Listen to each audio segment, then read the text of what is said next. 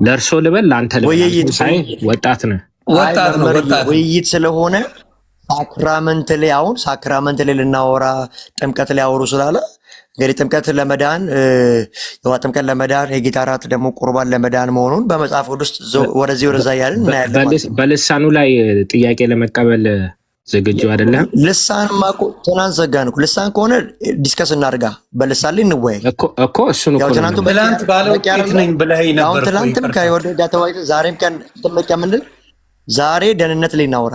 ደህንነት በውሃ ጥምቀት በልሳን አይደል እንደ በልሳን ላይ እንወያይና በልሳን ላይ አይደል እንደ መጣ ለመልስ ልሳን እንዴት ሁለት ቀን እንወያያለሁ? አይ አሁን እኮ ያልተቀንደ አሸነፍኩኝ አምኖበት ወጣ አላልከኝም እንዴ?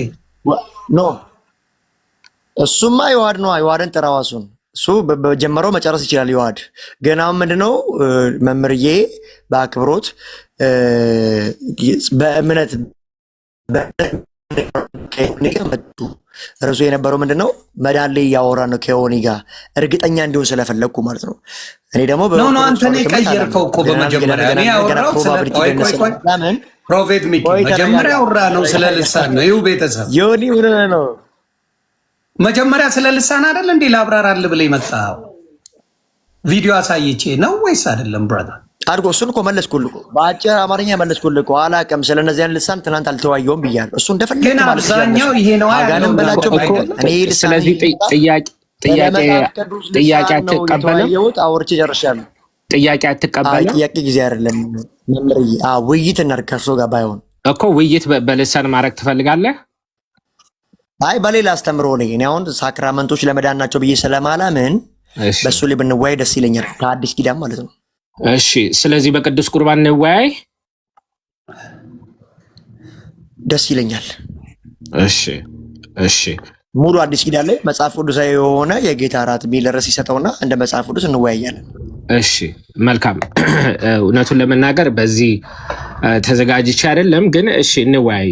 እንትን ምንም ችግር የለኝም። እና መጀመሪያ ከነገረ ድህነት ጋር አድርጌ አንተ የኔ ጥያቄ አንተ ድነሃል ወይ የሚል ጥያቄ አለኝ። ማንኔ አንተ ራስህ ስለሃል ያሉኝ መምርዬ ድነሃል ወይ ጥያቄ ነው።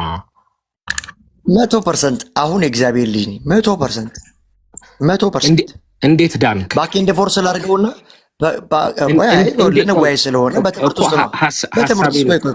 መምርዬ ከዚህ ጋር ተያይዞ የምጠይቀው ጥያቄ ስላለ አይ እኔን የጠየቁኝን ጥያቄ ልመልሰውና እርሶ መምህር ድነዋሉ? እኔ ድኛለሁ፣ እየዳንኩ ነው፣ እድናለሁ ነው የምለው በመጽሐፍ ቅዱስ እንትን። ግን መጀመሪያ ሀሳቤን ልጠይቅና የተረጋገጠ ደህንነት የለውም ማለት ነው። ፕሮፌት ወይ በሰዓት እናደርገው እንጂ ገና አንድ ቃል ጠይቄ ሚኒት ይሰጠንና መግቢያ ስራ ከዛ መግቢያ ስራ ደቂቃ ያዝልን። ዮኒ ያዝላቸው። ምንድነው ስለ መዳን ስለ ቁርባን መግቢያ ይስጡና ከዛ በኋላ ጠይቅ ነው የምናደርገው ወይስ ምንድነው?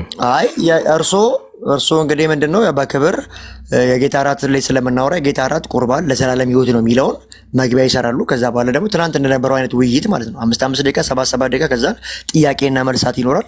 ከዛ ኮንክሉዥን ይኖራል። ጥያቄ የሚጠይቁም ካሉ ደግሞ ገብተው ይጠይቃሉ። እንደዛ እናደርጋለን ማለት ነው። አሁን መግቢያ ይሰጡትና 5 ደቂቃ እኔም መግቢያ አውርቼ ከዛ ደግሞ አሁንም እኔ አነሳለሁ። ከዛ ሪፊት ሁለቴ ያው ማፍረስ ነው የሚባለው ዲቤት ህግ። እንደዛ ካደረግን በኋላ ወደ ጥያቄና መልስ እንገባለን ማለት ነው። ኦኬ እሺ 5 ደቂቃ አድርግላችሁ ዮኒ። ሰዓቱ ሲጀምር ንገረኝ።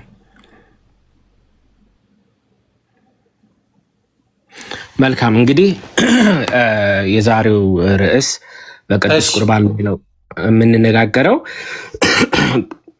በብሉይ ኪዳንና በአዲስ ኪዳን ምንድነው የሐዲስ ኪዳኑ የብሉይ ኪዳኑን ይፈጽማል ማለት ነው። አዲስ ስራ እየተሰራ ሳይሆን በብሉይ ኪዳን የምናየው ሚስጥር በአዲስ ኪዳን ይገለጣል ማለት ነው። በብሉይ ኪዳን ውስጥ ዮም ካፑር በሚባልበት ቀን አንድ በግ ወይ ላም ኦር ሳክሪፋይስ በሊቀ ካህኑ መጥቶ ከዛ በኋላ ሊቀ ካህኑ ያንን በግ ይሰዋው ነበረ። በዛ ስር ያለ ደም ስሬ ማን ነው ያለ ደም without the shedding of blood there is no forgiveness ስለሚል ያ ደም ከፈሰሰ በኋላ ስርየት አለ ብለው ስለሚያምኑ በየአመቱ ዮም ኮፑር የሚባለውን ቀን እየጠበቁ ያ በግ ወይም ላም ሳክሪፋይስ ይሆናል፣ ደሙ ይፈሳል። በዚህ እንግዲህ ፎርጊቭነስ ይመጣል ብለው ያምኑ ነበር። ይሄ መስዋዕት ግን በየአመቱ የሚደረግ ነበረ። እውነተኛው በግ ግን ሐዲስ ኪዳን ውስጥ ስንመጣ ኢየሱስ ክርስቶስ ነውና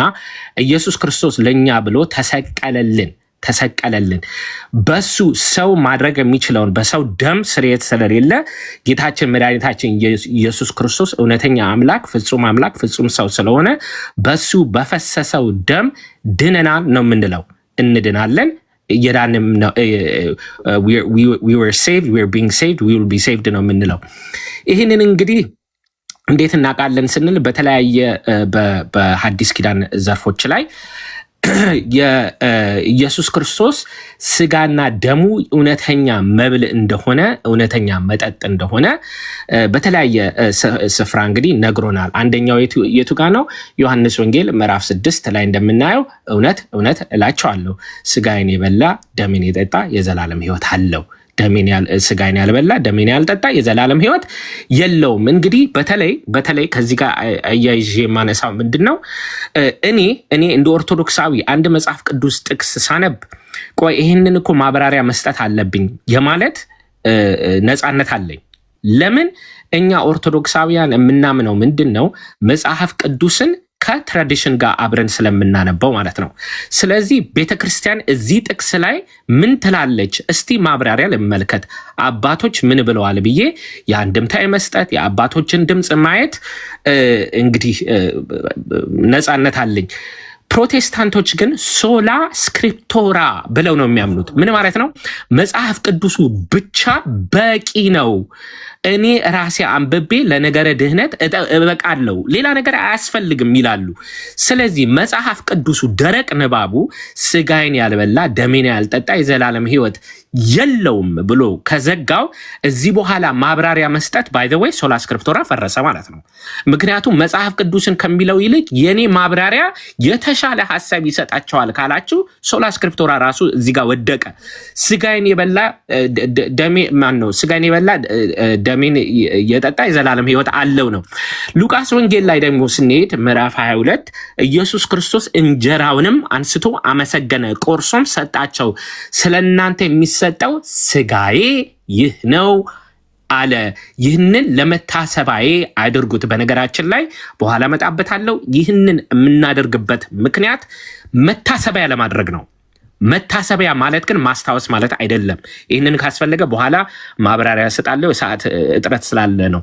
መታሰቢያ ማለት ምን ማለት ነው የሚለው አውዱ የሚፈታው በዕብራውያን ምዕራፍ 10 ቁጥር 1 እስከ 4 ባለው ነው። ከዚህ በኋላ እንግዲህ ምን አለ? እንዲሁም ከእራት በኋላ ጽዋውን አንስቶ እንዲህ አለ፣ ይህ ጽዋ ስለ እናንተ በሚፈሰው ደሜ የሚሆን አዲስ ኪዳን ነው አለ። ይህ ደሜ ነው አለ። አሁንም ያለ እንግዲህ ሶላ ስክሪፕቶራ ለሚል እንግዲህ ሶላ ስክሪፕቶራን የሚቀበል ሰው ስጋዬ ነው ካለ ምንድነው የሰጣቸው? ስጋዬ ነው ካለ ምንድነው የሰጣቸው የሚል ጥያቄ አለ ማለት ነው። ስለዚህ እንጀራ ነው እንዳይል ኢየሱስ ክርስቶስ እየዋሸ ነው ወይ? ሎቱ ስብሐት። ኢየሱስ ክርስቶስ አይ ጀስት ኪዲንግ እያለ ነው ወይ? ኦኬ። ሁለተኛ እንግዲህ ይሄ ቅዱስ ቁርባን የኢየሱስ ክርስቶስ ምንድነው? ከኢየሱስ ክርስቶስ ስጋ ጋር ህብረት የምናደርግበት ነው። ከኢየሱስ ክርስቶስ ጋር አንድ የምንሆንበት ነው። አንደኛ ቆሮንቶስ ምዕራፍ 10 ቁጥር 16 ላይ ይህንን የሀሳብ ያመጣል። ሰዓት እያለቀ ስለሆነ እዚህ ጋር አቆማለሁ።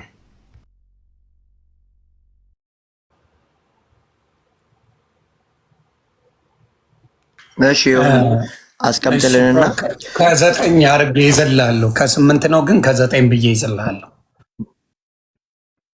አድርገው። እሺ አድርገው። በልሳን ውይይቱን ያው የጌታ እራት በመጽሐፍ ቅዱስ ብለህ ቀይረውና ያው ከዛ በኋላ ወደ ልሳን እንመጣለን።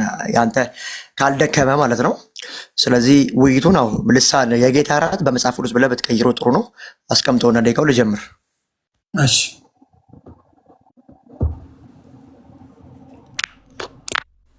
ጀምር። አሁን ቀይረዋለሁ። ያ እሺ እንግዲህ ውድ የወንጌል አማኞች መምህር ዳዊት እንዳሉት ይሄ ጉዳይ አሉ የብሉይ ኪዳን የአዲስ ኪዳን ይፈጸማል አሉ። ብዙም ግልጽ አላደረጉትም። ብሉይ ኪዳን አዲስ ኪዳን ከዛ ከሳክራይፍመንት ከሚቀርበው መስዋዕት ጋር ለማያያዝ ሞክረውታል። እንደውም ከሱ ይልቅ ነው ያ መልከጼዴቅ ያቀረበው የወይን ጠጅና እንጀራ የተሻለ ነበረ ስለ ጌታ እራት ማኒፌስት ለማድረግ። ከዛ ባለፈው ሁለተኛ ምን አሉ? እውነተኛ ደምና እውነተኛ መጠጥ ነው ይላል። እሱን ደግሞ ስለ መስቀሉ ላይ ስለሚሰቀለው ስጋና ስለሚፈሰው ደሙ እንጂ ከዛ በኋላ ስላለው ተምሳሌታዊ መታሰቢያ ያድርጉት ብሎ ቁጭ ሲያደርግ በደንብ በሚቀጥለው ሄድበታለሁ። ሌላው ሶላ ስክሪፕቸሯ ወደቀ አለ። የወንጌል አማኞች ሶላ ስክሪፕቸር ናቸው መጽሐፍ ቅዱስ ብቻ ብለው፣ ነገር ግን መጽሐፍ ቅዱስ ላይ ያለውን የዮሐንስ ወንጌሉን አማናዊ ስጋዬ ደሜ ነው ስጋዬ ነው የሚለው አይቀበሉትም ማለት ነው። እኛ አንቀበልም አይደለም። ያ ጌታ ኢየሱስ እየተናገረ የነበረው በዛ ጊዜ ስለ መስቀሉ ስለሚፈሰው ደሙና ስጋው ነው። ሌላውን ደግሞ ሉቃስ ወንጌል ምዕራፍ 22 ላይም ተምሳሌታዊና መታሰቢያ ያድርጉት ብሎ ተናግሯል። ከዛ ባለፈ ዕብራውያን እያሉ ነበረ። እሺ ስለ ልሳን ስለ ጌታ እራት ማቴዎስ ወንጌል ላይ ማርቆስ፣ ሉቃስ እና ዮሐንስ ወንጌል ምዕራፍ 6 ሐዋርያት ሥራ ምዕራፍ 2 ላይ በህብረት ሲገናኙና ይቆርሱ ነበር ይላል። ከዛ አንደኛ ቆሮንቶስ ምዕራፍ 10 እና 11 ላይ የምናገኛቸው ናቸው።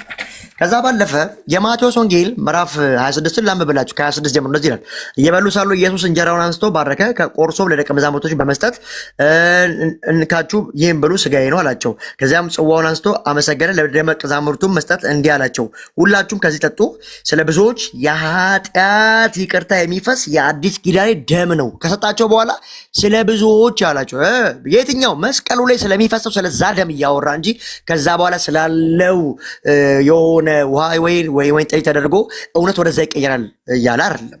ስለዚህ ምን አለ? ስለ ብዙዎች የሚፈስ የአዲስ ኪዳን ደም፣ ስለ ደሙ ስለ መስቀሉ ላይ ስለሚፈሰው ደሙ እንጂ ከዛ በኋላ ይሄኛው ነው እያለ እንደማያስቀምጥ ግልጽ ነው። 29 ላይ እላችኋለሁ በአባቴ መንግስት እያለ ያወራና የሉቃስ ወንጌል ምዕራፍ 22ን ላንብብላችሁ። ሉቃስ ወንጌል ምዕራፍ 22 ላይ እንደዚህ ይላል። ሉቃስ 22 ላውጣ እንዴ። ሉቃስ 22 ላይ ለመታሰቢያ የሚል ክሌም የመጀመሪያ የምናገኘው ሉቃስ 22 ላይ ነው። ሉቃስ 22 ፈጠን ብዬ ለማውጣት ለሞክርና ሉቃስ 22 ቁጥር 17 ጀምሮ እንደዚህ ይላል። እሺ 22 17 ደቂቃ ትላለህ። 17 ላይ እንደዚህ ይላል። ምን ይላል መሰላችሁ?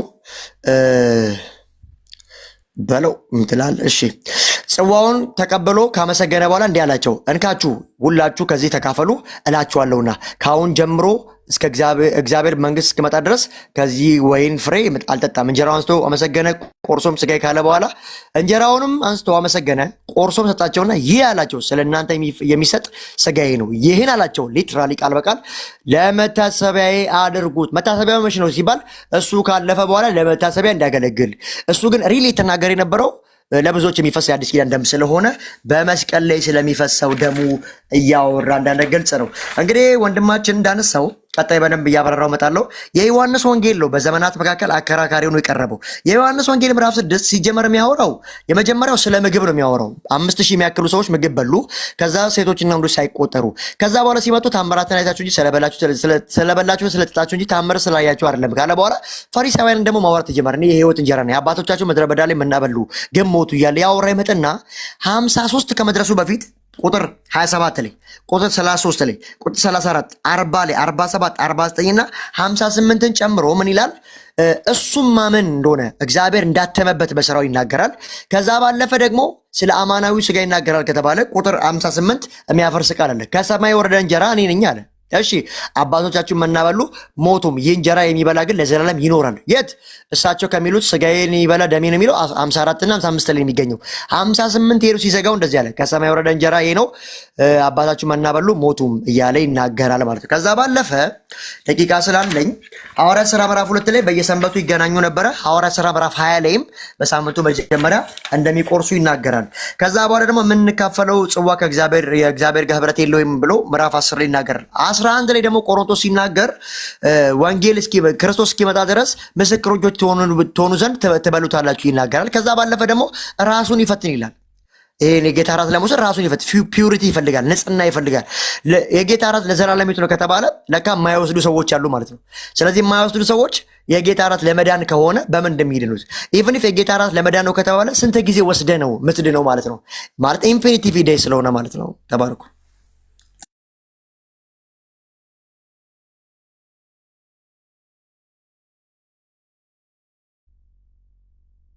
ያልቋል። ለዛ ነው ያቆምከው? ኦኬ እሺ። ዳዊት ተራ ሪባታል ነው ወይስ whatever you guys like to do? በነገራችን ላይ ብዙ እንግሊዘኛ ነው የሚችለው ወንድማችን ክለች ነው እዚሁ ሀገር ነው ብዙ ነው የኖረውና በዛ ምክንያት በእንግሊዘኛ ነው ብዙ ጊዜ ስብከቶቹ። ኤኒዌይስ ምንድን ነው ከዚህ በኋላ የምትፈልጉት? ፕሮፌት ሶስት ደቂቃ ሪባታል እናደርግ። ያ you guys can do that. ፕሮፌት ምና ፕሮፌት ወይ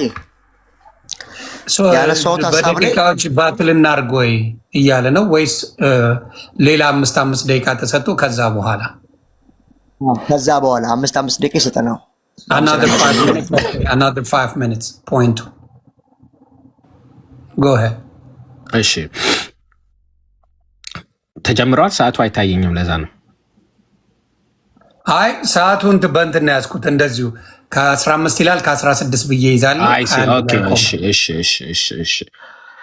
እሺ እንግዲህ ልብ በሉ። መጀመሪያ ምንድን ነው ሁሉንም ፖይንቶች ሬዝ ለማድረግ ይከብዳል፣ ግን ዋና ዋናዎቹን ሀሳቦች አነሳቸዋለሁ ማለት ነው። መጀመሪያ ማቴዎስ ወንጌል ምዕራፍ 26 ላይ ሄደና እንግዲህ ቆርሶ አንስቶ ባረከ። ይሄ ስጋዬ ነው፣ ይሄ ደሜ ነው። ባይ ዘ ወይ የሉቃስ ጋር በደንብ የሚመሳሰሉ ሀሳቦች አሉና ይህንን አንስቶ ኧረ ስለ ስርየተ ኃጢአት ስለሚል ዕለተ ዓርብ ቀን ስለሚፈሰው ደሙ ነው። ልብ በሉ። ይሄ ደሜ ነው ሲል ኖ ዕለተ ዓርብ ስለሚፈሰው ደሙ ነው። አሁን እንግዲህ አንስቶ ባርኮ ሰጥቶ ይሄ ስጋዬ ነው አለ። ጽዋውን አንስቶ ባርኮ ይሄ ደሜ ነው አለ። ስጋውን አንስቶ ባርኮ ይሄ ስጋዬ ይሆናል አላለም። ጽዋውን አንስቶ ይሄ ደሜ ይሆናል አላለም። ባይ ዘ ወይ ግሪኩን ከፍተን ቃል በቃል ማየት እንችላለን። ግሪክ ቴንስ የሚባል ነገር አለ፣ ሙድ የሚባል ነገር አለ። እነዚህ ነገሮች በሙሉ አሉ። ከፍተን እያንዳንድ ቃሉን ማየት እንችላለን። ፊውቸር ቴንስ አይደለም የጠቀሰው ኢየሱስ ክርስቶስ፣ ደሜ ነው። this is a perfect tense. perfect tense ማለት the action is completed። ደሜ ነው፣ በቃ አለቅ። ደሜ ነው፣ ደሜ ይሆናል አይደለም። ይሄ ትንቢት ነው። አሁን እንግዲህ ፕሮፌት እያለን ምንድን ነው? ክርስቶስን አትስሙት፣ እኔ ነኝ ትክክለኛ። ተሳስቶ ነው፣ ክርስቶስ ተሳስቶ ነው። ደሜን ስል ማለቱ የፈለገው ደሜ ይሆናል እኮ ማለት ፈልጎ ነው እያለን ነው። ማንን እንስማ? ክርስቶስን ወይስ ራሱን የቃሉ ባለቤት ኢየሱስ ክርስቶስን እናዳምጥ? እሺ ወደ ሉቃስ ወንጌል ሄደ።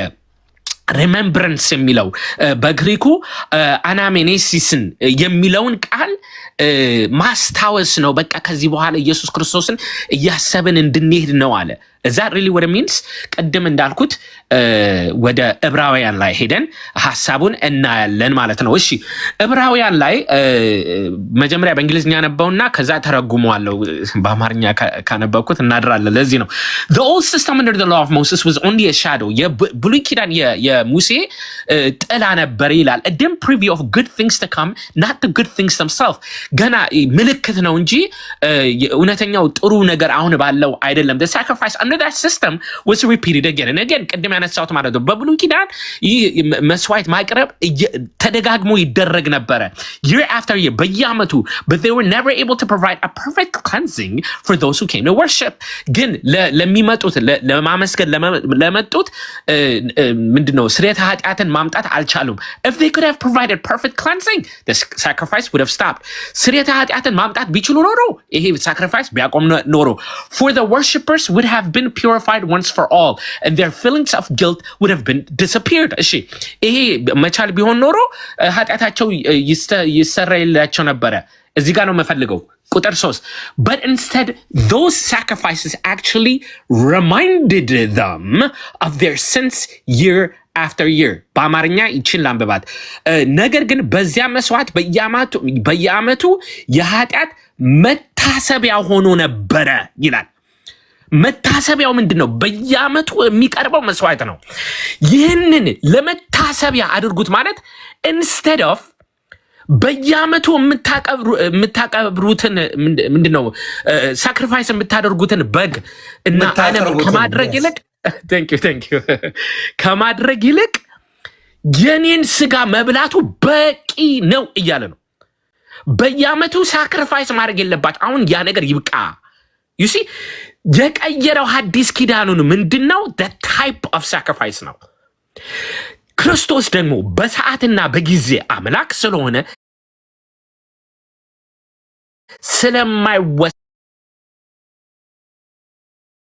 ስለማይወሰን አንድ የሰራው ስራ ለዘላለም ይሰራል ወኮነ አራቄ ለሐዲስ ኪዳን በዊዘደሙ ወኮነ አራቄ ለሐዲስ ኪዳን በሐዲስ ኪዳኑ አራቅ አስታራቂ ሆነ በዊዘደሙ ይህ ለዘላለም የሚሆን ስርዓት ነው ይህንን ነው የምናገኘው ስለዚህ ሪሜምብረንስ ማለት ማስታወስ ከሆነ ባይ ዘ ዌይ ካስፈለገ ያንዳንድ የግሪክ ቃል ከነ ፕሌቶ ጀምረን አናሜኔስቲስ እንዴት እንደተተረጎመ ማየት እንችላለን ካስፈለገ ማለት ነው አሁን ላይ ግን ሶላ ስክሪፕቶራ ቀረ የምንለው እሺ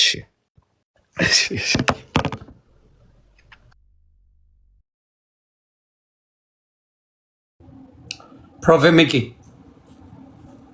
ተራው ያንተ ነው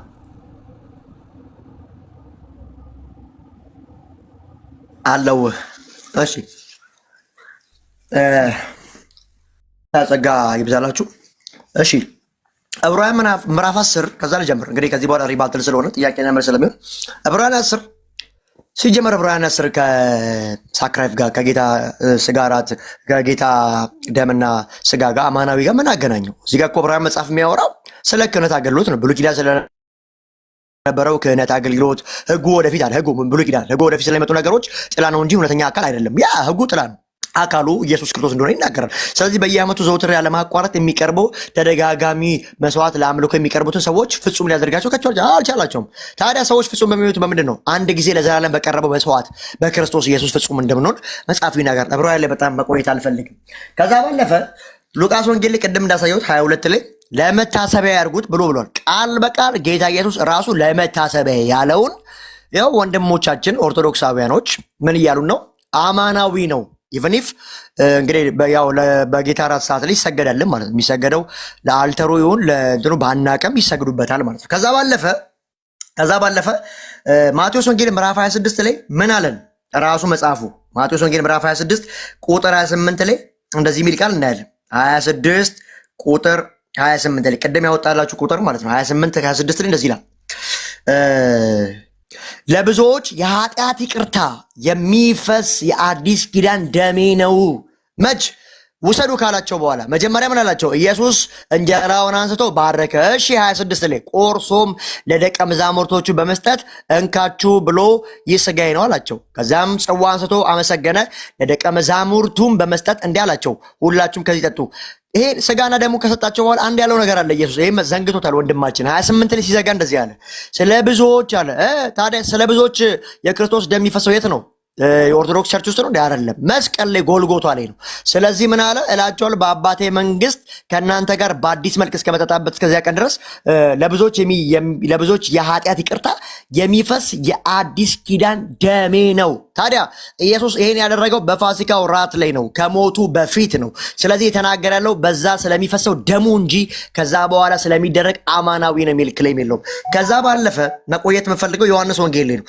ዮሐንስ ወንጌል ምዕራፍ 6 ቁጥር 27 ለምብላችሁ ምዕራፍ 6 ቁጥር 27 በደንብ ይሁን 53 ከመድረሱ በፊት መጽሐፉ 7 ቦታ ላይ መዳን በክርስቶስ ማመን ብቻ እንደሆነ ይናገራል። 27 ላይ እንደዚህ ይላል፣ ለሚጠፋ እንጀራ አትስሩ እነዚህ አይሁዳውያኖች። እሺ ነገር ግን የሰው ልጅ ለሚሰጣችሁ ለዘላለም ሕይወት ለሚሆን ምግብ ስሩ። ምንድን ነው ሲሉት፣ ለዚህም እግዚአብሔር በማረጋገጫ ማተቡ በእርሱ ላይ አትሟልና።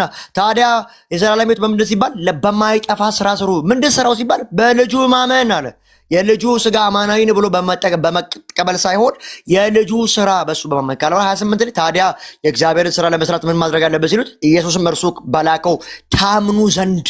ስለዚህ መዳን በማመን በተላከው በክርስቶስ በማመን እንጂ አማናዊ ስጋ በመውሰድ ደህንነት አለ በሚል አይደለም። ቁጥር 33ን እንየው እዛው ዮሐንስ ወንጌል የእግዚአብሔር እንጀራ እርሱ ከሰማይ የሚወርድ ለዓለምም ሕይወት የሚሰጥ ነውና። ስለዚህ ስለ እንጀራ እያወራን ስለሆነ እሱ ምንድን ሲባል ከእግዚአብሔር ዘንድ የወረደው ኢየሱስ እንደሆነ ይናገራል።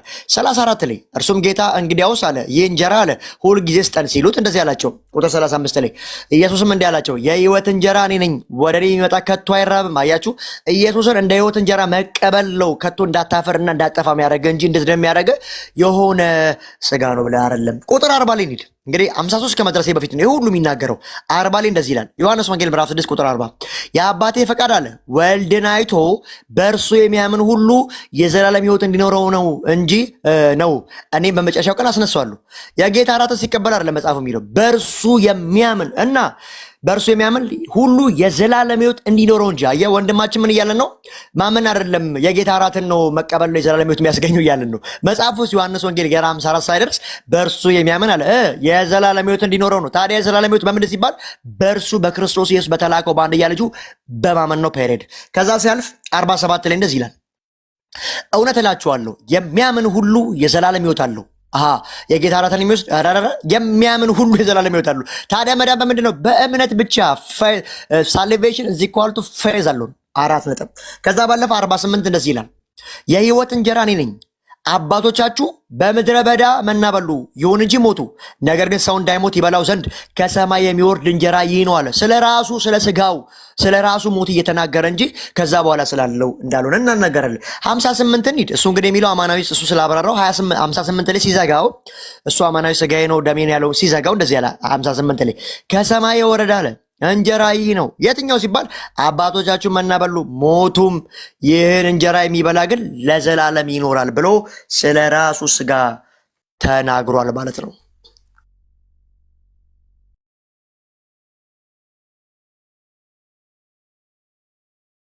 እሺ ዲያቆን ዴቭ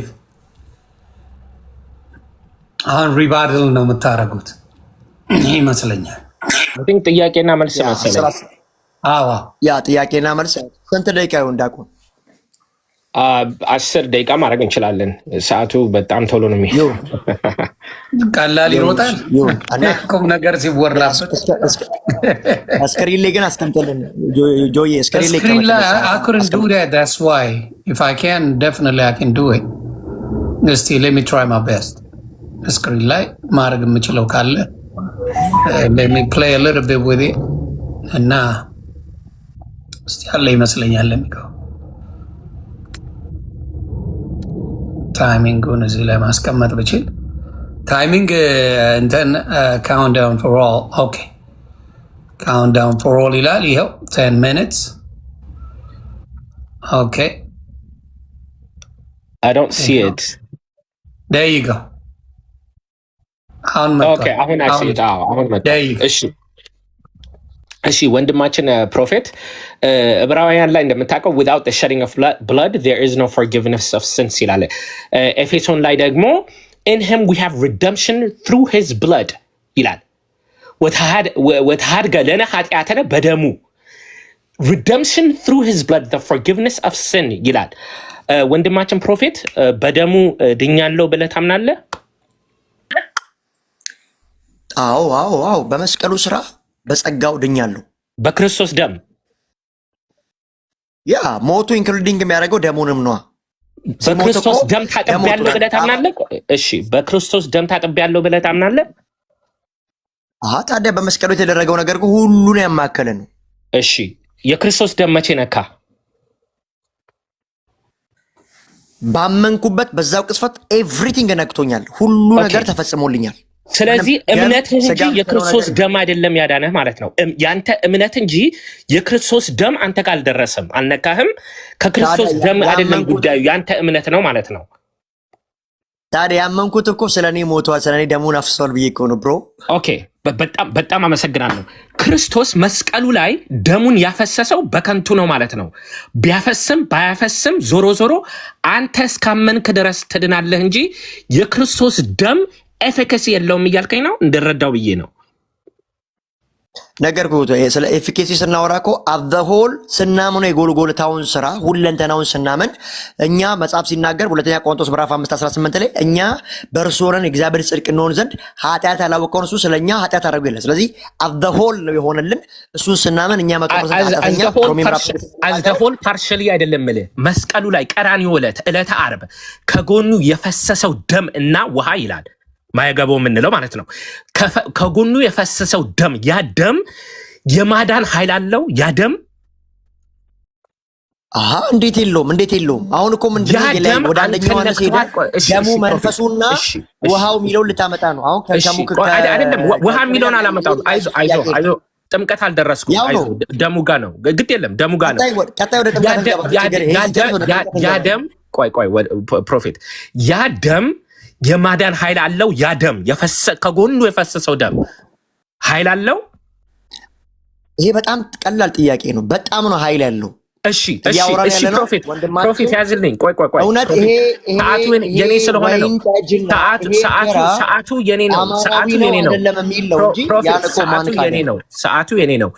ያ ደም የማዳን ኃይል አለው ያልከኝ ደም አንተን ፊዚካሊ ነክተዋል? ይህ ማን ማለት ነው? እንደዚህ ይሄን እኮ ፊዚካሊ በጠይቃ አንተንም እኮ ነክቶኛል አትልም። በእምነት በኩል በአንተ ጥያቄ ሰዓት ትጠይቀኛለህ። የኔ ነው ተራው። ያ የፈሰሰው ከጎኑ የፈሰሰው ደም አንተን ፊዚካሊ ነክቶሃል ወይ? ደሙና ስጋው ተለያይቶ ነው የሚነካን እያልከኝ ነው? እሱን በአንተ ጊዜ ትጠይቀኛለህ። ለሶስተኛ ጊዜ ለሶስተኛው ጊዜ ያ የፈሰሰው ደም ኃይል አለው ያልከኝ ደም ነክቶሃል ወይ? የኔ ጥያቄ ነው። የፈለግኩትን መጠየቅ እችላለሁ። በእምነት በኩል ነክቶኛል። በእምነት በኩል ሁሉ ነገር ክርስቶስ የሆነ ሁሉ ለኔ ተቆጥሮ። እሺ ስለዚህ ያንተ እምነት እንጂ የክርስቶስ ደም በከንቱ ነው የፈሰሰው እያልከኝ ነው። ሎቱ ስብሐት። ወደ ሁለተኛው ጥያቄ የጌታ እራት ትቀበላለህ? ኖ በክርስቶስ ኢየሱስ ደም በአንተ ሰዓት የፈለግከውን ትለኛለህ። የኔ ሰዓት ነው። የጌታ እራት ትቀበላለህ? የጌታ እራት ትቀበላለህ? እንደውም በዚህ በሐዋርያት ሥራ ምዕራፍ 2 ቁጥር 42 ላይ ሐዋርያቶች በብረት እያሉ ያጠኑና በየሳምንቱ የጌታ እራትን ይወስዳሉ የሚል በዚህ በመጽሐፍ ቅዱስ ላይ የተቀመጠ ጥቅስ አለ። እሺ ለምን? አሁን ለምሳሌ አንደኛ ቆሮንቶስ ምዕራፍ 10 ቁጥር 16 ላይ አማርኛውን ፊት ለፊት ያለ ያስኩትም the cup of blessing is it not a participation in the blood of Christ ይላል። ከክርስቶስ ጋር ህብረት የምናደርግበት አይደለምን ይላል። ከክርስቶስ ደም ጋር ህብረት እንዴት ነው የምታደርገው? ኦኬ እንደዛ ከሆነ ያውና በአንደኛ ቆሮንቶስ ለምን እንደምወስድ ለምን እንደምትወስደው አይደል ያልከኝ? ከዚህ ጋር ተያይዞ ህብረት እንዴት ነው የምታደርገው? ህብረት ልንገራ ከባረከ በኋላ ቆርሶ ይህን ስለእናንተ ስጋዬ ነው ደሜ ነው ካለ በኋላ እንደማይመጣ ከተናገረ ማንም ከዚህ እንጀራ ከመብላቱ በፊት ራሱን ቁጥር 30 ላይ አንደኛ ቆሮንቶስ ምዕራፍ 11 ማለት ነው። ምክንያቱም ማንም ሳይገባው ሳይበላ 11 አላልኩም? 10 ላይ ነኝ። ቁጥር 10 ማነው ምዕራፍ 10 ቁጥር 16 ላይ ህብረት ከኢየሱስ ክርስቶስ ደም ጋር ህብረት እንዴት? ጥያቄን አሜንድ አድርጌዋለሁ፣ አስተካክየዋለሁ። ከኢየሱስ ክርስቶስ ደም ጋር ህብረት እንዴት ነው የምታደርገው? ህብረት አናደርግምን እያለ ነው ቅዱስ ጳውሎስ። የኔ ጥያቄ አንተ ህብረት እንዴት ነው የምታደርገው? ይጀምር እያወራ ያለው እኮ ከጣዖት ጋር ስላለመተባበር የምንም ነገር ያወራል። ስለ ኢየሱስ ክርስቶስ ደም ጋር አብረን ህብረት አናደርግምን እያለ ነው። ህብረት እንዴት ነው የምታደርገው? እናደርጋለን። ግን እዚህ ጋር ጠቅሶ የገባው ኮምፓሬቲቭሊ እኛ ህብረት ያለ ከክርስቶስ ደም ጋር ነው። ላርጅሊ ምናምን ሲምቦሊክሊ አትበለኝ። የኔ ጥያቄ ከክርስቶስ ደም ጋር ህብረት እንዴት ነው የምታደርገው? እዚህ ስፍራ ላይ እኮ በትክክል የሚናገረው የምንቆርሰው እንጀራ ከክርስቶስ ኢየሱስ ጋር ህብረት የለውም ደሙ ነው እንጂ የሚለው በዚህ በኩል እናደርጋለን የሚል መልስ የለውም እዚህ ጋር። ስለዚህ አንተ ከኢየሱስ ክርስቶስ ህብረት አለ። ህብረት አለን። the cup of blessing ይላል፣ ጽዋውን ይጠራዋል። the cup of blessing ይላል። ህብረት እንደማታደርግ ይሄንን እወስዳለሁ ማለት ነው። የበረከት ጽዋ ማለት የበረከት ጽዋ ማለት እሺ ማቴዎስ ወንጌል ምዕራፍ 26 ላይ ይህ ስጋዬ ነው አለ። ስጋው ነው ማቴዎስ ወንጌል ምዕራፍ 26 ቁጥር 26 ላይ ይህ ስጋዬ ነው አለ። ኢየሱስ ክርስቶስ ስጋው ነው ወይስ አይደለም? ያ ይህ ስጋዬ ነው ሲል እኮ ነገርኩ። ይሄ ደሜና ስጋዬ ነው ሲል ስለ ሞቱ እየተናገረ እንጂ ከሞቱ በኋላ ስላለው ስለ ስነ ስርዓቱ ስጋ አይደለም እያወራ። ክርስቶስ ተሳስቶ ነው ስጋዬ ነው ያለው? ኖ ስጋ አይደለም። አይ ነገርኩ እኮ ቅድም እያበራራ መጣና ስጋው አይደለም። ህብስቱን አንስቶ ስጋዬ ነው ሲል ቆይ አንዴ ፕሮፌት ስማኛ ህብስቱን አንስቶ ስጋዬ ነው ሲል ስጋው ነው አልጎጎ ስጋው ነው ደሙ ነው። ግን እሳ ምንድነው ሲባል 28 ላይ ስለ ብዙዎች አላቸው የሚፈስ የሐዲስ ኪዳን ደሜ ነው አላቸው። ስለዚህ በቀራኔው ላይ ስለሚፈሰው ደሙና ስለሚሞትልን ስጋው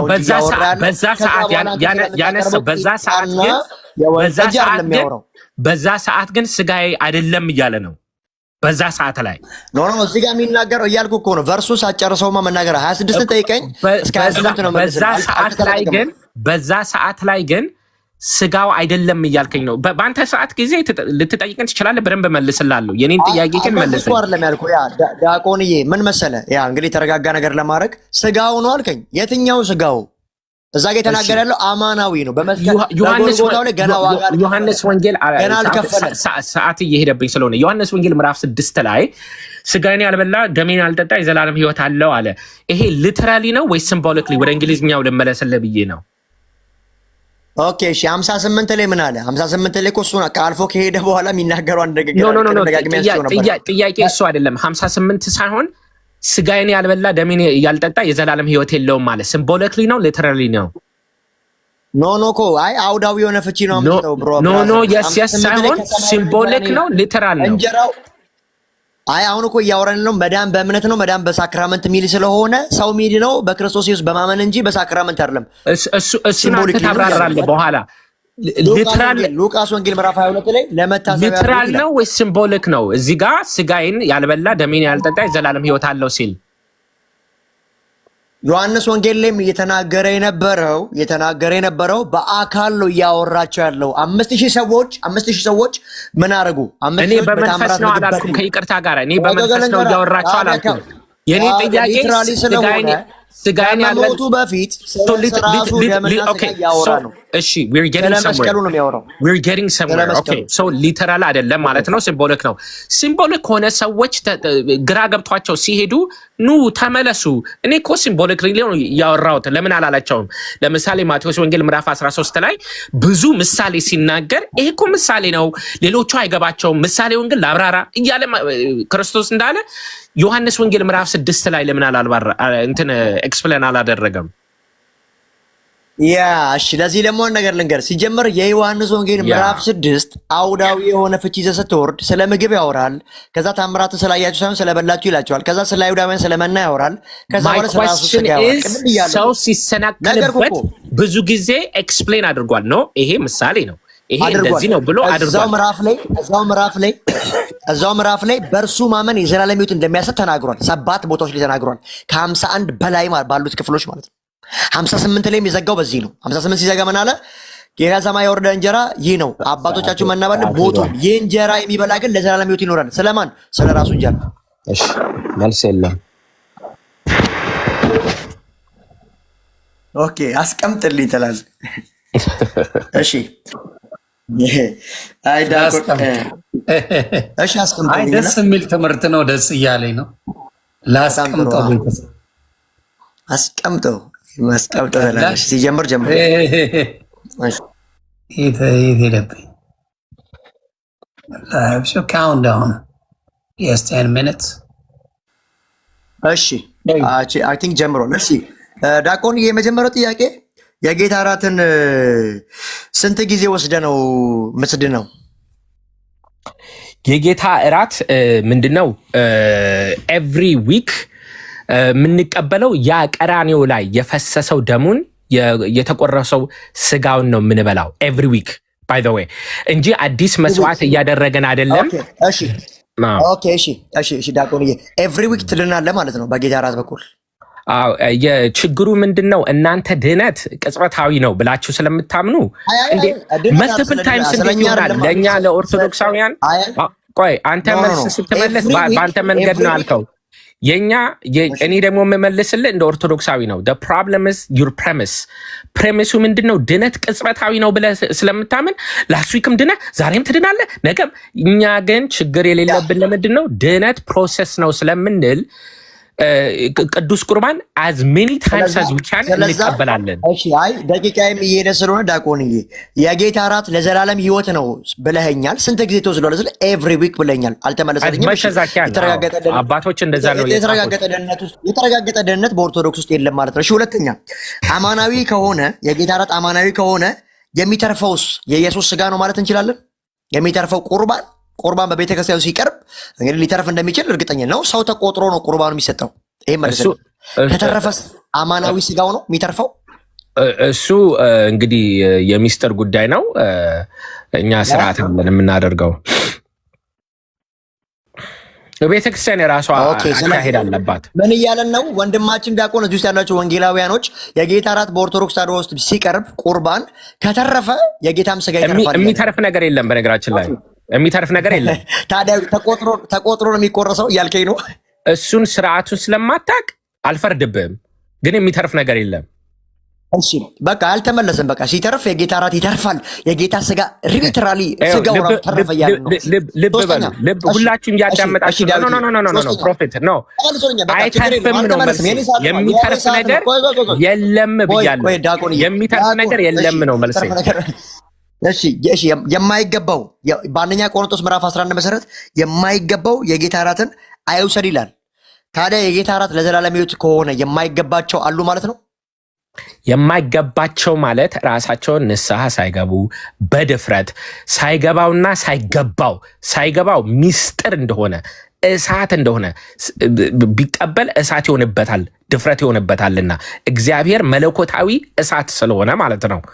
እውነተኛው ስጋና እውነተኛ ደም ነው ስለምንል በድፍረት አንድ ሕፃን ልጅ ሄዶ ከእሳት ጋር ሲጫወት ራሱ እንደሚያቃጥል ራሱን ያቃጥላል። ስለዛ ዲያቆንዬ አንድ ነገር መልሰልኝ፣ ክሪፋይ አድርገልኛል። ምን ከተባለ ማይገባቸው ሰዎች ስላሉ የጌታ እራት ደግሞ ለዘላለም ሕይወት ከሆነ አያ ለማይገባቸው ሰዎች ይሄ የዘላለም ሕይወት አይገባቸውም አልከም ማለት ነው። ንስሐ ገብቶ ራሱን መርምሮ መመለስ ይችላል እኮ አንድ ሰው። ለዘላለም ሕይወት እኮ ነው ያልከኝ። የጌታ እራት ለዘላለም ሕይወት ከሆነ ይሄ ሰውዬ እኮ መጥቶ ነው መውሰድ ያለበት። ለምን ሲባል የዘላለም ሕይወት ሊያገኝ በድፍረት አይደለም። ስለዚህ አንዳንዶች በኦርቶዶክስ ተዋሕዶ ውስጥ የጌታ እራት ለዘላለም ሕይወት ነው ይባላል። ነገር ግን አንዳንዶቹን ማያድን የዘላለም ሕይወት የሚሰጥ የጌታ እራት አለ ማለት ነው። በድፍረት ነው። አሁን ለምሳሌ እሳት ከጨበጥከው ያለ አግባቡ ከተጠቀምከው እንደሚያቃጥልህ መለኮታዊ እሳት ደግሞ ስትነካው ያቃጥልሃል። ለበጎ ደግሞ ካልከው መድኃኒት ሆኖ ያድንሃል። ስለዛ በኦርቶዶክስ ተዋሕዶ ውስጥ የጌታ እራት ለአንዳንዶች ንጹህ ለሆኑት ለተቀደሱት እንጂ እርኩስ ለሆኑት ወይ ደግሞ ሰሞናቸው ሆሊነስ ውስጥ ያሉ ሰዎች አይወስዱትም። ስለዚህ የጌታ እራት ለዘላለም ሕይወት ነው የሚለው ፈርሷል ማለት ነው። እሺ ሳይገባውና ሳይገባው ነው ያልኩት። ኃጢአት ሆኖ ኃጢአት ሳይሆን አላልኩም። በቃ አለፍኩ። እኔ የምለውን መልስ ነው መቀበል ያለበት። ሳይገባውና ሳይገባው ማለት ኃጢአት ሳይሰራ ማለት አይደለም። ሳይገባው ማለት በቃ የማይወስዱ ሰዎች ያሉ ነው። በቃ ሌላ ምን አለው? እሺ ሌላውንማ እየነገርኩ ነው። ሌላውማ ምን እንደሆነ እየነገርኩ ነው። ለጠይቅ የኔ ጊዜ ነው። በቃ ተመለሽ። ማቴዎስ ወንጌል ምዕራፍ 26 ቁጥር 28 ላይ እንደዚህ ይላል፣ ስለ ብዙዎች የኃጢአት ይቅርታ የሚፈስ የአዲስ ኪዳን ደሜ ነው እያለ ነው። ታዲያ ይሄ እውነተኛው ደሜ ነው እያለ ነው የትኛውን ነው እያወራ ያለው ጌታ? እውነተኛ ደሜ ነው ካለ ደሙ ነው። ታዲያ ልመልስልህ የትኛውን? አጭር መልስ። ኢየሱስ ክርስቶስ ወላዲተ አምላክ ኢየሱስ ክርስቶስ ደሙ በሰዓትና በጊዜ አይወሰንም። አምላክ ስለሆነ ዛሬ ላይ ሆኖ ስለ ነገ ማውራት ይችላል። ነገ ላይ ስለሆነ ስለ ትናንትና ማውራት ይችላል። አልገባኝም ብትል ይሻልህ ነበረ። አልገባኝም ብትል ይሻልህ ነበረ። ክርስቶስን በሰዓትና በጊዜ ልትወስነው አትችልም።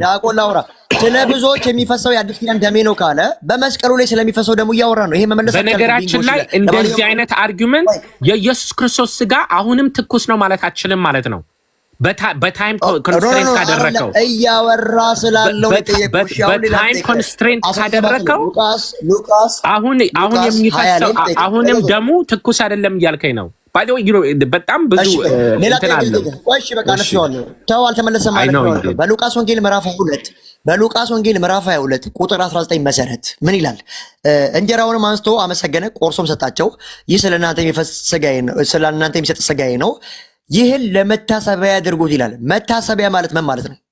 መታሰቢያ ማለት በዕብራውያን ምዕራፍ 10 ላይ እንዳልኩት በየዓመቱ የሚቀርብ መሰዊያ ነበር። ያንን ሲሰዉ ኃጢአታቸውን ያስታውስ they relived it ማለት ነው። by the way ለዚህ ነው ይሄንን ቀርቶ አሁን በኢየሱስ ክርስቶስ ተተክቷል የሚለው። ለዚህ ነው ዕብራውያን ምዕራፍ 10 ቁጥር ከ1 ጀምረ ብትወርድ for it is not possible for the blood of bulls and goats to take away sins ይላል።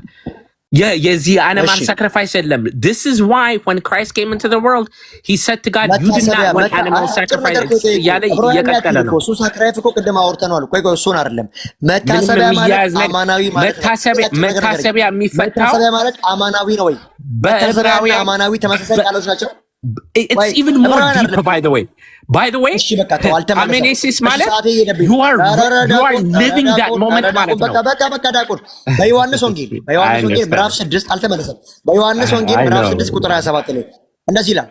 በዮሐንስ ወንጌል ምዕራፍ 6 27 ለሚጠፋ እንጀራ አትስሩ፣ ነገር ግን የሰው ልጅ ለሚሰጣችሁ ለዘላለም ሕይወት ለሚኖር ስሩ፣ ስለዚህ እግዚአብሔር አብ ማረጋገጫ አትሞበታል ካለ በኋላ እርሱም ታዲያ እግዚአብሔርን ስራ ለመስራት ምን እናድርግ አሉት።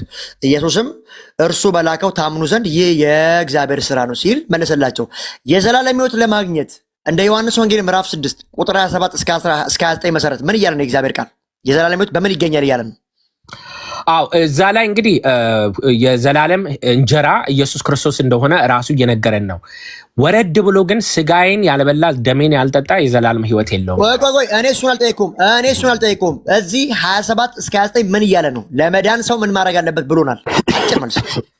አሁን እንግዲህ ኢየሱስ ክርስቶስ በቃ ዮሐንስ ወንጌል ምዕራፍ 6 ሰዓት ያለቀ ነው። እንዲመለስ አልፈለክም። ሰላም 4 ምሽ ጠይቁን እንዲመለስ አልፈለክም። ሰላም 4 አልጠይቁም። እኔ 27 ልጠይቁ 27 ልትመለስ አልቻልክም። እሺ ቁጥር 33 ልጠይቅ። የእግዚአብሔር እንጀራ እርሱ ከሰማይ የሚወርድ ለዓለምም ሕይወትን የሚሰጥ ነው ይላል። ታዲያ ይሄ እንጀራ ስጋ ነው ከእግዚአብሔር ዘንድ የመጣ እንጀራ ነው? ድገመው ጥያቄው። ቁጥር 33 ላይ የእግዚአብሔር እንጀራ እርሱ ከሰማይ የሚወርድ ለዓለምም ሕይወትን የሚሰጥ ነውና ይላል። ታዲያ አንተ የምትለው እንጀራ ከሰማይ የወረደውን ነው በሐሙስ ማታ የተቆረሰውን ነው? የኢየሱስ ክርስቶስ ስጋ ከተዋህዶ በኋላ አንድ ነው፣ አንለየውም። ዝም ብሎ መሬት ላይ ያለ እንጀራ እኮ አይደለም። የከበረ ዲያቆን አልሰማኝ። እሺ ዲያቆን አልሰማ። እኔ እንደ ጥቅስ ነው ጠይቄ ያሉት። የእግዚአብሔር እንጀራ አለ እርሱ ከሰማይ የሚወርድ ከሰማይ ነው የሚወርድ ለዓለም ሕይወትን የሚሰጥ ነው። ወልድ ከየት ነው ከሰማይ የሚወርድ እንጀራ? ወልድ ከየት ነው መጣው? ወልድ ከየት ነው? ታዲያ እንጀራው ማን ነው ማለት ነው? እንጀራው ማን ነው ማለት ነው? ኢየሱስ ክርስቶስ አሁን እየመጣ ተዋህዶ የምንለው በነገራችን ላይ ይሄንን ነው። ኢየሱስ ሕይወት እንጀራ ነው። ኢየሱስ ክርስቶስ ወልድ ስግው ቃል የምንለው አንዴ ከተዋህደ በኋላ መለኮቱን ለይተን ስጋውን ብቻ እየበላን አይደለም። ባይ ዘ ወይ እንደዚህ አይነት አስተሳሰብ ያላችሁ ሆነ ሜቢ ዳስ ተብራለኝ። ዳዊት አንድ ጥያቄ ልጠይቅህ። ቁጥር 40 ላይ ዮሐንስ ወንጌል ቁጥር 6:40 ላይ የአባቴ ፈቃድ ወልድን አይቶ በእርሱ የሚያምን ሁሉ የዘላለም ሕይወት እንዲኖረው ነው፣ እኔ በመጨረሻው ቀን አስነሳዋለሁ ይላል። ታዲያ ሰው ሚድነው በማመን ነው የጌታ እራትን በመውሰድ ነው? እንደዚህ ቃል መሰረት ኢየሱስ ክርስቶስ የሚልህን ነገር አምነህ ስትቀበለው ስታደርገው ነው። ኖ እንደዚህ እንደ ቁጥር 40 መሰረት ነገርኩ እኮ ማመን ማለት የሚለውን ቃል ተቀብለህ ስትገብረው። አልተመለሰም። ቃሉን እየሸመጠትክ ነው ያለው። እሺ 47 ላይ እንደዚህ ይላል፣ እውነት እላችኋለሁ የሚያምን ሁሉ የዘላለም ሕይወት አለው ይላል። ምን እያልን ነው? እውነት እላችኋለሁ የሚያምን ሁሉ የዘላለም ሕይወት አለው ይላል። ያለ እምነት ድነት የለም። አሁን ይሄ ሳያምን ቅዱስ ቁርባን ይቀበል ያለ ማንም የለም። ባይለው ወይ እሺ አለቀ ሰዓት። እሺ የሚጨመር አለ? ሰዓትን ጨምር ወይስ ሜቢ 3 ደቂቃ ማጠና ኮንክሉዥን? ኦኬ ኮንክሉዥን ፈልጋቸዋል። ኦኬ ኮንክሉዥን ከሆነ 5 ቢሆን ጥሩ ነው፣ ሰፋ ለማድረግ እሱም በደንብ ያብራራል፣ እኔም አብራራለሁ። መልካም 5 minutes, right? There you go. Yeah. እሺ መጀመሪያ I want to go back to ዕብራውያን ምዕራፍ 10 ቁጥር እንግዲህ ከ3 ጀምራለሁ. But instead those sacrifices actually mention them of their sins year after year ይላል. አሜኔሲስ የሚለው ቃል አናሜኔሲስ የሚለው ቃል ይህንን በየዓመቱ ኃጢአት ሲሰሩ በየዓመቱ ቆመው ሳክሪፋይስ ሲያደርጉ የሚያስቡት ነገር ነበረ። ሉቃስ ወንጌል ምዕራፍ 22 ያንን ኢንቮክ እያደረገ ነው። do this in remembrance ማለት ከመስዋዕቱ ይልቅ በግ ከማቅረብ ይልቅ ስጋዬን እየበላችሁ ደሜን እየጠጣችሁ ያንን ኃጢአት ማስተስረይ ትችላላችሁ እያለ ነው። ይህንን ሙሉ አውዱን ብታነቡት ቁጥር 4 ላይ for it is not possible for the blood of bulls and goats to take away sins የአኒማል sacrifice ስርየተ ኃጢአትን ማምጣት አይችልም. This is why when Christ came into the world he said to God, ክርስቶስ ወደዚህ ምድር ሲመጣ ለእግዚአብሔር አብ እንዲህ አለው, you did not want animal sacrifices or sin offerings but you have given me a body to offer. ቀደም ፕሮፌት ደጋግሞ ይህ ጥቅስ ስጋውና ደሙ ጋር ምን ያገናኘዋል ይላል። ይኸው ስጋዬን ኦፈር እንዳደርግ ሰጠኸኝ። in what context ማን ነው animal sacrifices ከሚያደርጉት ኮንቴክስት ጋራ ዛሬ ትልቁን ክህደት ሰምተናል። ኢየሱስ ክርስቶስ በቀራንዮ ላይ ተሰቅሎ ተገርፎ ሞቶ ከጎኑ ደሙን አፍሶ ያ ደም ኃይል አለበት እያልን ዛሬ የሰማነው ምንድነው? እኔ ግን የዳንኩት በራሴ እምነት ነው እንጂ ያ ደም ምንም አላደረገልኝም ነው። you see ያ ደም አልነካኝም ነው። ያ ደም ፕሮፊት ጋር በሱ አስተምሮ ምንም አልነካውም፣ አላየውም፣ አላጠበውም። ታዲያ እንዴት ነው ፕሮፊት የዳንከው ስለው እኔ አምኜ ክርስቶስ መስቀል ላይ ደም ማፍሰሱ what's the point? ካላጠበን ካልነካን እኛ ጋር ካልደረሰ ደሙ physically what's the point? መሞቱ ከሰማይ ሆኖ ይሄው ክርስቶስ ነኝ እመኑብኝ ይላል። ሁሉም አሜን አምናለሁ ኢየሱስ ያድናል እያለ እኮ ሊድን ይችል ነበር። ለምን ተሰቃየ አምላኬ? ለምን ተሰቀለ ጌታዬ? ለምን ደሙን አፈሰሰ ክርስቶስ? እንዴ እኔን ካላጠበኝ ታዲያ ምንድነው ዋናው ፖይንቱ? ይሄ ትልቅ ክህደት ነው። በነገራችን ላይ እምነት ብቻ የሚለው እዚህ ድረስ ያስኬዳልና ብቻ የሚለውን አትኩሩበት። አንደኛ ቆሮንቶስ ምዕራፍ 10 ላይ ህብረት ማድረግ አለብን ይላል። the cup of blessing ይልና is it not a participation in the blood of Christ? ከክርስቶስ ደም ጋር ህብረት አይደለምን ይለዋል ጽዋውን። እንዴት ነው ህብረት ታዲያ የሚደረገው? ደሙ አይደለም እየተባለ ደሜ ነው ሲል አይ ደምህ አይደለም ህብረት አድርጉ አይ አናረግም መታሰቢያ አያድርጉት ሲል እናስታውሳለን። ቃሉንም ራሱ እየቀየሩት ነው። by the way ግሪክ ቃሉን ብናይ remembering in terms of historical recognition ከሆነ ሌላ ግሪክ ቃል ነው የሚጠቀመው። አናሜኔሲስ ሌላ ትርጉም አለው። it's a loaded term እንግሊዝኛው ሙሉን ሐሳብ ስለማይቀበል ነው ማለት ነው። እንግዲህ ፕሮፌት ራሱ አንደኛ ቆሮንቶስ ምዕራፍ 11ን ኢንቮክ አደረገ። እሱ ራሱ ምንድነው እዚህ ጋር ጳውሎስ የሚለን? ጳውሎስ እሺ ስጋና ደሙን ሳይገባው ወይም ሳይገባው የሚቀበል የዘላለም ሞት ይኖረዋል። ለምን? እሳት ነውና። ሲምቦሊክ ከሆነ what's the problem? ሲምቦሊክ ከሆነማ what's the issue? እሳት ካልሆነ ኃይል ከሌለው just remembrance ከሆነ ማንም የመጣ ማንም ቢቀበለው what's the issue? ይሄንን እንግዲህ መመለስ አልተቻለም ማለት ነው። ደጋግሜ እንግዲህ ምንድነው የኔ ፖይንት ሶላ ስክሪፕቶራ ለሚሉ ወንድሞቻችን የመጨረሻው ፖይንት ይሄ ነው። ሶላ ስክሪፕቶራ የምትሉት ኢቨር ተቀበሉት፣ ሶላ ስክሪፕቶራን የእውነት ተቀበሉት። መጽሐፍ ቅዱስን የሚለውን ተቀበሉ። ይሄ ስጋዬ ነው፣ ስጋዬ ይሆናል አላለም። ይሄ ስጋዬ ነው አለ። ኦኬ ኖ ቀራንዮ ላይ የሚፈሰው ደሙን ነው እንጂ አሁን ስለሚያደርገው ነገር አይደለም። እሺ ቀራንዮ ላይ ያ የያዘው ስጋ ነው የተቆረሰው እንዴ? ኦኬ ቀራኒዮ ላይ እያወራ ነው ብትለኝ ይሄ ደሜ ነው ሲል ያ የያዘው ጽዋው ቀራኒዮ ላይ ያፈሰሰው ደሙ ነው እንዴ? አይደለም እኮ አይደለም። እና ክርስቶስ የሚናገረውን ነገር አሜን ብለን እንቀበል። ሰዓቴ እዚህ ጋር እንግዲህ አብቅቷል ማለት ነው።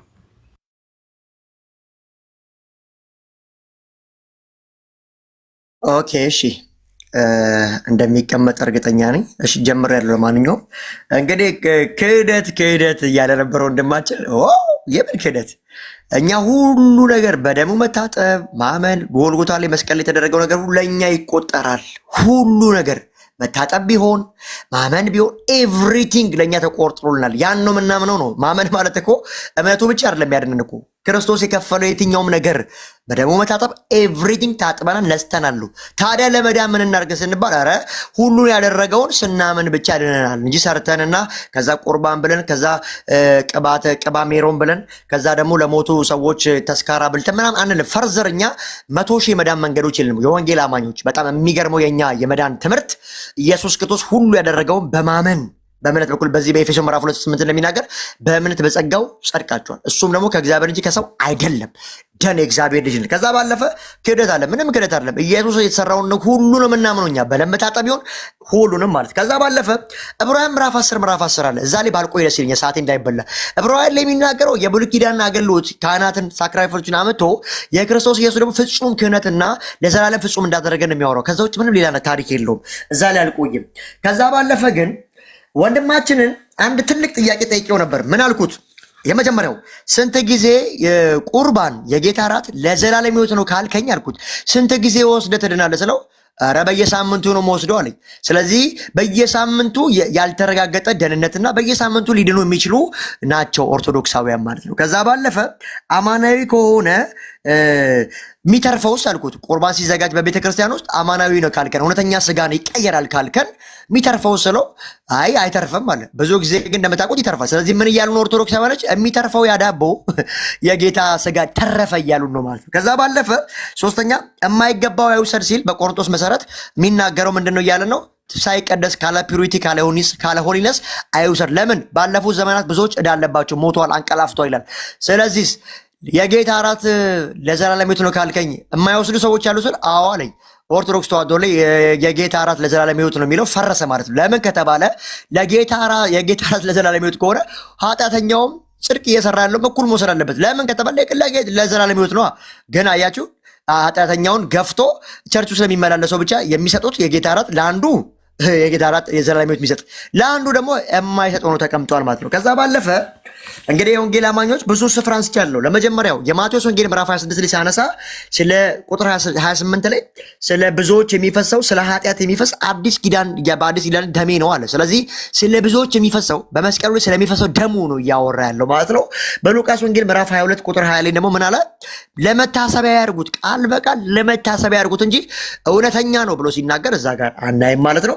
ሐዋርያት ሥራ 2 ላይ ሐዋርያት ሥራ ምዕራፍ 4 ላይ ደግሞ ሐዋርያቶች ሲገናኙ ሲወስዱ ታይተናል። ከዛ ባለፈ ወንድማችንን እንግዲህ ማጠቃላይ እየሰራው ስላለ የዘላለም ሕይወት በምንድን ነው የሚገኘው ሲባል ረረ በመጽሐፍ ቅዱስ ሐዋርያቶች አስተላልፈውልን በሄዱት ወንጌል ከሆነ የዘላለም ሕይወት የሚገኘው በማመን ብቻ ነው። ሳልቬሽን እዚህ ኳልቱ ፌዝ አለው ነው። ለምን አልክ ከተባለ ቁጥር 27 ላይ ዮሐንስ ወንጌል ምዕራፍ 26 27 እንደዚህ ይላል። ምን ይለናል? እንደዚህ ይላል 54 ከመድረሳችን በፊት ማለት ነው። ለሚጠፋ እንጀራ አትስሩ። ኦኬ ታዲያ ነገር ግን የሰው ልጅ ለሚሰጣችሁ ለዘላለም ሕይወት ስሩ። ምንድነው ስራው ሲባል የሰው ልጅ የሚለው ኢየሱስ የዘላለም ሕይወት ይሰጣል። በምን ሲባል እግዚአብሔር አብ አትሞበታል። በምን ሲባል ታዲያ የእግዚአብሔር ስራ ለመስራት ምን እናርግ ሲሉት እኛም ዛሬ ምን እናርግ ብለን እንደዚህ ያለን እርሱ በላከው ታምኑ ዘንድ። ታዲያ ሰው ለመዳን ምንድን የሚያስፈልገው? በክርስቶስ ኢየሱስ ማመን ብቻ የዘላለም ሕይወት ያሰጣል። ቁጥር 33 ላይ ምን ይለናል? ዮሐንስ ወንጌል የእግዚአብሔር እንጀራ እርሱ ከሰማይ የሚወርድ ለዓለም ሕይወትን የሚሰጥ ነውና። ታዲያ እንጀራው ምንድን ሲባል ለዓለም ሕይወት የሚሰጠው ታዲያ በየትኛው ሲባል ኧረ በክርስቶስ ኢየሱስ በሆነው በዛ ነው ማለት ነው። ቁጥር 34 ላይ እንደዚህ ይለናል። እሱም ጌታ እንግዲያውስ እንጀራውን ስጠን ሲሉት ኢየሱስም እንዲህ አላቸው የሕይወት እንጀራ እኔ ነኝ። እየተናገረ ያለው ስለ ራሱ እንጀራ ነው። ከእኔ የሚበላ አለ ወደ እኔ ይመጣ ከቶ አይራብም፣ በእኔ የሚያምን ፈጽሞ አይጠማም። ሰው ማይጠማውና ማይራበው ጌታ ኢየሱስ ክርስቶስን በማመን ብቻ ነው። ቁጥር 40 ላይ እንደዚህ ይላል የአባቴ ፍቃድ አለ ወልድን አይቶ በእርሱ የሚያምን አለ የሚያምን ቁርባን የሚቀበል አይደለም የሚያምን ወልድን አይቶ የሚያምን የዘላለም ሕይወት እንዲኖረው ነው፣ እኔም በመጨረሻው ቀን አስነሳዋለሁ። 47 ላይ እንደዚህ ይላል፣ እውነት እላችኋለሁ አለ ሲባል የሚያምን ሁሉ የዘላለም ሕይወት አለው ብሎ ይናገራል። በአንደኛ ቆሮንቶስ ምዕራፍ 14 መሰረት ደግሞ የጌታ እራት ጌታ እስኪመጣ ድረስ አለ ወንጌል ምስክሮች ትሆናላችሁ ብሎ ሲያስቀምጥ እናያለን። ያው እንግዲህ የምስክርነትን ኃይል የምናገኝበት ነው። ግን ደግሞ እንደዛ ብለን አስቀምጠ ነው። ታዲያ በደህንነት በመጽሐፍ ቅዱስ ምንድን ሲባል በማመን ብቻ ነው የሚል የእግዚአብሔርን ቃል አይተናል ማለት ነው። ስለዚህ በኦርቶዶክስ ውስጥ የተረጋገጠ ደህንነት የለም። ደህንነት ፕሮባቢሊቲ ነው። ነገ ድናለው ወይ ዛሬ ዓመት ወይ 10 ዓመት። ከዛስ በእምነት ብቻ ኧረ ያመነ ተጠምቀ ድናል አልዳንኩም ቅባሜሮ ከዛስ ምናምን እያሉ 100 ሺህ የደህንነት መንገድ አላቸው። ከክርስትና የወጣ ትምህርት ነው የኦርቶዶክስ ትምህርት።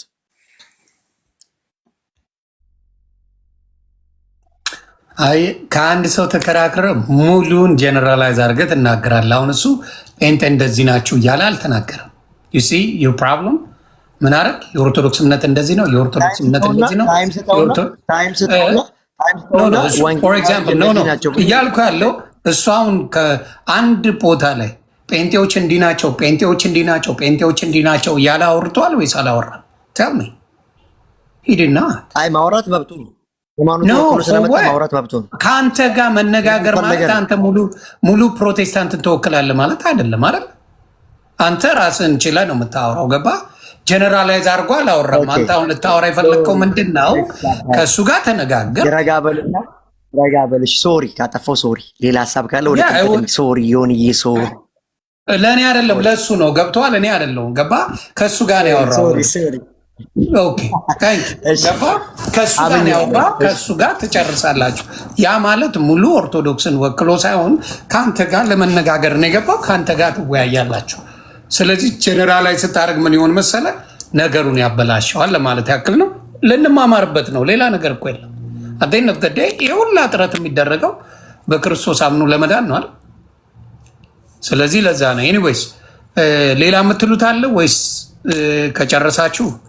ምናልባት ፈቃደኛ ከሆነ ልሳን ላይ እንደው አንድ ጥያቄ በጠይቀው ደስ ይለኛል። ቅድም ይለጠጣል። እሺ ዲያቆን ዴቭ ስለሚለጠጥ እንትን ይላሉ። ግን የውሃድ ላይ ትንሽ የሆነ ፖለቲካ ስለሰራ የውሃድን አስገብቼ አንተ ላልከው ነገር ትነጋገራላችሁ። ምን አልኩት? ምንም እኮ አላልኩት። ቪዲዮውን ታይና ያልከው ምንድነው? ቪዲዮ አለ የውሃድ አምኖበት ስለመንፈስ ስለ ልሳን አውርተን ተማምነን ነው የሄደው ብለሃል አይደለ? ሁለተኛውን ራሱ መጥቶ ያልከውን ፕሮጀክት በሌለበት ነው አንተ ሜንሽን ያደረገው። ችግር የለውም እንወያይ። ውይይት ከሆነ ደግመን እንወያያለን። ዲያቆን ዴቭ እጅግ አድርጌ አመሰግናለሁ የኔ አባት። እንደው ሞር በእንግሊዝኛ ቢሆን ዲያቆን ዴቭ ሞር መመለስ ይችላል።